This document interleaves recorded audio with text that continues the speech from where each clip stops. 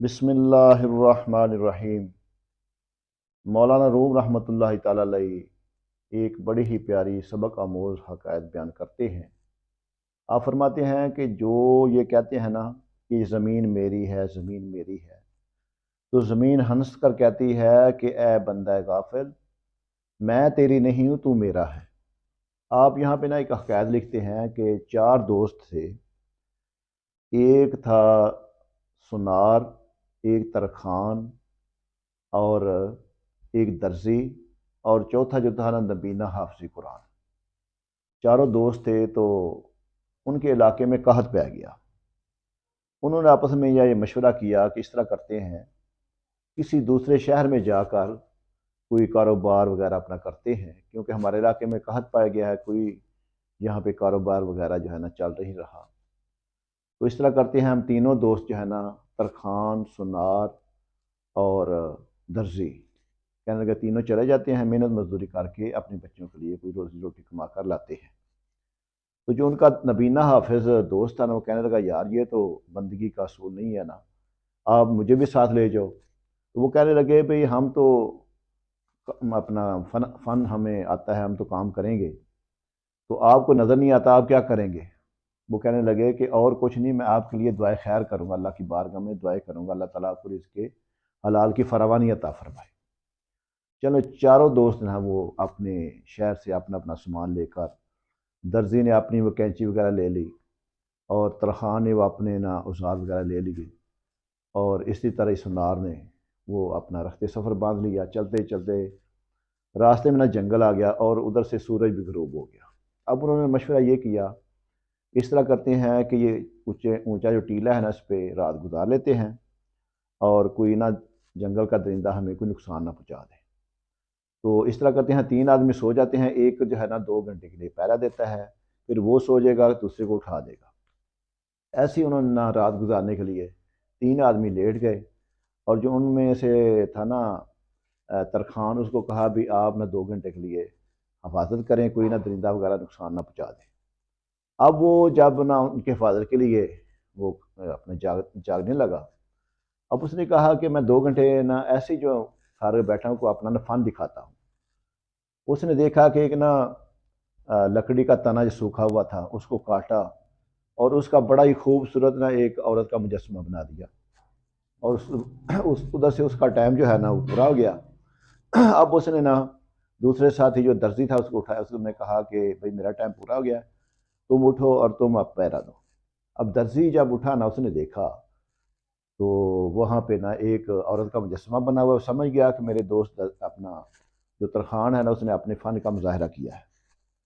تو اس نے کہا میں بھی اب فن کا مظاہرہ کرتا ہوں۔ اس نے نا اس کا لباس نسی کرنا، اس کو نا بڑا ایک اچھا سا چوڑی پجامہ پہنا دیا۔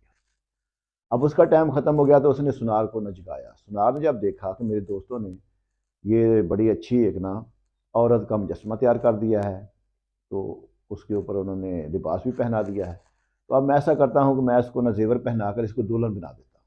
اب اس نے نہ زیور بنا کر اس کو پہنا دیا۔ اب جب اس کا ٹائم نہ ختم ہوا، نہ صبح تہجد کا وقت ہو گیا، تو اب اس نے اپنے نبینے دوست حافظ کو کہا بھئی حافظ صاحب اٹھو، اللہ کا ذکر بھی کر لو، اور کچھ دیر کے لیے نا پہرا بھی دے لو۔ تو جو نبینے جب اٹھے نا تو ہوا چل رہی تھی، تو جو سنار نے نا اس کے کانوں میں کانٹے ڈالے تھے نا، وہ جب ہلے نا، ان کی آواز آئی، تو اب کیا ہوا کہ جب انہوں نے ٹٹولتے ٹٹولتے دیکھا کہ وہ جو ہے نا وہ سمجھ گئے کہ یہ میرے دوستوں نے نا ایک عورت کا مجسمہ بنایا ہوا ہے۔ اب نا وہ سر سجدے میں رکھ کر نا اللہ کی بارگاہ میں رونے لگے، کہنے لگے یا اللہ، اب تو نے مجھے تو آنکھیں تو عطا نہیں کی، تو میں یہ دعا کرتا ہوں مولا کریم، میرے دوستوں نے یہ جو عورت کا مجسمہ بنایا ہے نا، اس میں تو روح پھونک دے اور اس کو زندہ کر دے۔ اب ایسے ہی ہوا، اللہ پاک نے اس کی دعا کو قبول کیا، وہ عورت جو ہے نا وہ زندہ ہو گئی، وہ ٹہلنے لگی۔ جب صبح نہ سورج طلوع ہوا تو اب تینوں دعویٰ کرنے لگے۔ پہلے ترخان نے کہا بھی یہ عورت میری ہے کیونکہ میں نے مجسمہ بنایا تھا۔ تو جو تھا نا درزی، اس نے کہا لگا یار تو نے تو ایسے ہی اس کو ننگا کھڑا کر دیا تھا، اس کو لباس میں نے پہنایا ہے۔ تو جو تھا نا دوسرا درزی، اس نے کہا بھئی یار اس کو دلہن تو میں نے بنایا ہے۔ تو نبی حافظ نے کہا یار ایسے کرو کہ تم نے جو کچھ بھی مجسمہ بنایا تھا نا، میں اللہ کی بارگاہ میں نے دعا کی ہے، اللہ پاک نے میری دعا کو قبول کیا ہے اور اس کو زندہ کر دیا ہے، تو میرا یہ آسرا بنا رہے گا، مجھے پکڑ کر آگے پیچھے لے جایا کرے گی۔